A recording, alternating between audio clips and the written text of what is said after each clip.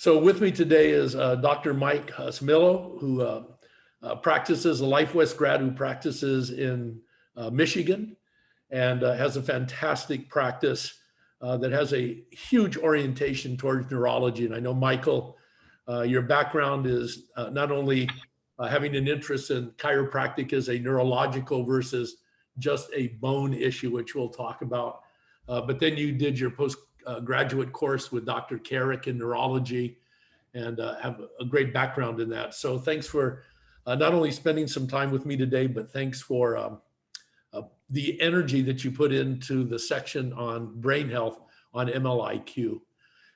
You and I both have, I think, the same opinion with all of our conversations having to do with the fact that we've spent too many years looking at chiropractic as a spine model versus a neurological model with the importance of the spine and how it impacts the nerve system. So maybe just a couple of quick comments on your background and your opinions on the role of neurology in chiropractic, and then let's launch into some specifics. Sure, fantastic. Thanks for having me aboard. My background in neurology is just actually started out as an undergrad. I did a thesis with I believe who was the pioneer of neuroplasticity, and challenged me to find a profession where I can change people's lives without using a pharmaceutical approach.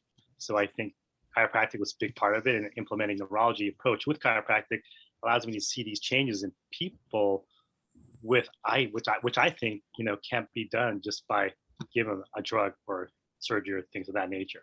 As a result of that, it just propelled me to, I believe, chiropractic. I think neurology is a great combination. I think everyone has a brain, and we want to make changes. And how do we make those changes is through proper input to the brain and nervous system. Chiropractic is actually a great way to do that. And so, one of the questions I think a doc might have out in the field would be, I get the idea of chiropractic neurology when we're talking about a patient with a concussion, the story of Sidney Crosby and Life University and Dr. Carrick and getting the, one of the most important names in the National Hockey League back on the ice after he'd had a couple of concussions. I see how people would say, hey, I can see if a kid's had a concussion in a football game or a soccer game, or there's been some traumatic brain injury due to a massive whiplash injury or a cervical spine problem in an automobile accident. We can make a long list of those. But what about just the everyday, day-to-day person? Why would brain health and activities oriented towards establishing optimum brain health be critical for the everyday consumer? Well, because we know now through a lot of research that's out there. I mean, we know that the brain's a muscle, and the biggest saying is if use it or lose it kind of thing. So the best analogy is if people work out to stay healthy, but they forget about the most important organ, in my opinion, is their brain, and you want to keep that brain happy and healthy. And a lot of it is, we know, is input, give the proper input from a sensory input to movement to all these different inputs to help the brain stay stronger, because it's a muscle, use it or lose it. And one aspect of people ask me too, well, how does chiropractic play a role in brain health? Is even the adjustment and the talking to your patient and giving that input, giving the right input to them makes them feel better. I really think if we get our brains healthy, because we know now, I really believe as people live longer into their 80s, we know now that most of these diseases people develop are more neurological based, more dementia, Alzheimer's. And I really believe if we start at a younger age, giving the proper input to the brain, because that's what my research at Berkeley did show that neuroplasticity helps change brain. We know that works. So we can give that input at a younger age. Maybe we can slow these neurological disorders, these diseases down as much as possible before it actually becomes to fruition. So I know, and without doing a commercial here, we made brain health one of the 5 main domains in MLiQ, along with nutrition and movement and flourishing, right? Positive attitudes, mental attitudes, et cetera, in life, and vital health, the functional chiropractic, functional medicine stuff. So, you designed the programs and tests for the brain health section. And I remember the night we were shooting those in the studio, and you had a very fit, athletic, young person who was trying to perform them, how difficult it was for her to perform those activities. Talk a little bit about how you designed the test and what they were supposed to tell us. A lot of the approach was basically, we understand brain health. It's not just the brain, but all its connections to the nervous system. So we wanted to make sure we address all the connections to the brain, to another part of the brain called the cerebellum, which helps for balance and coordination of movements and also thought processes, like your vestibular system, which helps you for balance as well. So we made sure that when we designed the brain health program, actually touch all those different aspects of the brain nervous system. And we can find out some people are strong in one part of the brain, other parts are weak. I always feel, hey, you got to connect everything because we're all connected and our brain needs that aspect. And I really believe if you connect all those aspects properly, you're going to develop. And of course, these exercises are challenging, these tests are challenging, but the beauty of it is these tests are good biomarkers too, because if you can't do a test for now, that test becomes an exercise. And then you get better along the way and you say, wow, I'm feeling better, but so is your brain. It's making that connection. And that's the most beautiful thing in my opinion, because you create neuroplasticity. You just made a new connection because you couldn't do it before. Now you can do it now. And I think that is the key. I think the brain is the key. Give the proper input will give you better health. I know that when we set up the program, after a person took the test, they get a score. And we basically use that score to put them into a basic, intermediate, or advanced program. I also remember when we were shooting, per your conversation, your comments just now, that some of the exercises in the basic part of the program were fairly similar to some of the exercises in the intermediate and advanced program. But what additional things added to the intermediate and advanced programs that made those exercises more sophisticated? A lot of it is when you start to implement challenges to the brain. Like, for example, if you want to stand on one leg and you can do it well with your eyes open, but then once you close your eyes, then you're kind of basically, shutting out one input, which is your visual input, so you're relying on other parts of your nervous system, like your cerebellum, or aspects of your brain to kick in and say, okay, the eyes are closed, but I can still do this exercise properly. And so that's the beauty of it, because as you start to get stronger, each exercise becomes more challenging because it starts to incorporate different systems. It also shuts down other systems at the same time to say, okay, can I do this without my eyes open? Or can I do this just on one leg versus the other leg? So we can really find your weaknesses along the way. And eventually, you'll be able to do all these exercises, but it'll take time. Eventually, the challenges that we want today, because I always feel that challenge the brain anyway. So you get better and stronger. That's the end of it. It's just to make the systems more difficult. But in the process, you become better at it. A good part of it was something that was a personal experience with me. It's sort of classic.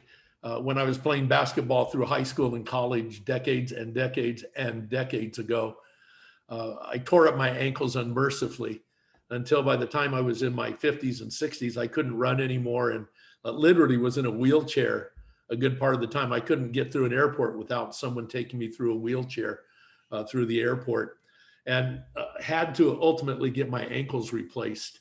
So I've got two metal cobalt ankles on each side. They cost about 125 grand each. So I'm walking around on a Ferrari. That's where my money went rather than into big cars. But after all that was done, it became obvious to me because I was getting a lot of tremors like this, especially in my hands when I try to drink or get to certain positions. And obviously your first concern is Parkinson's and those things. And I remember when I was getting tested, they said, no, it's not that. It's just that your brain, as you mentioned, went to sleep because for over 4 decades, it's not had the right, and in some cases, any input, proprioceptive input coming from the lower half of my body.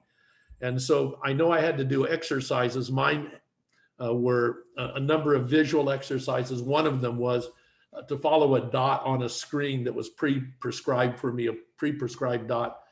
And I had to follow that for 4 minutes every waking hour of the day. And, of course, it resulted in, that. So, or in a very positive outcome. So how long does a person have to devote to doing these exercises on a day-to-day basis? A lot of, the exercises we design in the beginning may take a bit longer because you're trying to just get the routine and understand the concept of the exercise and how you're supposed to position yourself. But eventually, if you do it well, it can only take you 5-10 minutes a day. Just put your time into it properly. I really don't know. That's the most important thing, because the idea is with these exercises to get you going, but enough that you're making that input quickly when the process is doing correctly as well. So it doesn't only take 10 to 15 minutes, probably a little bit longer in the beginning so you can kind of figure yourself out. But after a while, once you get going, you'll be able to get through this, routine from the process too. As you challenge yourself, it gets a bit harder, but it's not going to require hours of worth of work. I mean, the more, sometimes you may require to do better to get better, but depends on the doctor. Okay. Yeah, I know you designed the exercises to be 7, 8, 9 minutes long. I think the longest one is 10 minutes. And we sort of recommend that people do them in the morning and the evening to get started with, and then work their way up. So it's not a great amount of time, and yet does obviously have a phenomenal impact on people. What would you suggest to the chiropractor that's out in the field that doesn't have some of this neurological training when they get severe concussion patients, et cetera? I know we've listed your name in our resource page for doctors to use that are using MLiQ if they need virtual consultations, those kinds of things. But any advice you can give them on what to do along with their chiropractic care? I think this is something it's really powerful, because it allows even the chiropractor who doesn't have the formal neurology training to go back to their roots and understand, yes, chiropractic is neurology, and the brain health program, the app it walks the doctor through it. They see things now. They can see, hey, if my patient has a problem with their balance today, I can do this test, but also, give an adjustment, and then the balance improves. Wow. It just says, okay, yes, that adjustment was right, but also in the process that we improve their nervous system, in that way. So they can get good biomarkers for their patient to see how they're developing neurologically too as well. Just understanding these, when I'm not asking you to become a diplomate, all I'm asking you as a chiropractor, hey, just look a little deeper, because this is our roots. This is what we really are trained to do. Great.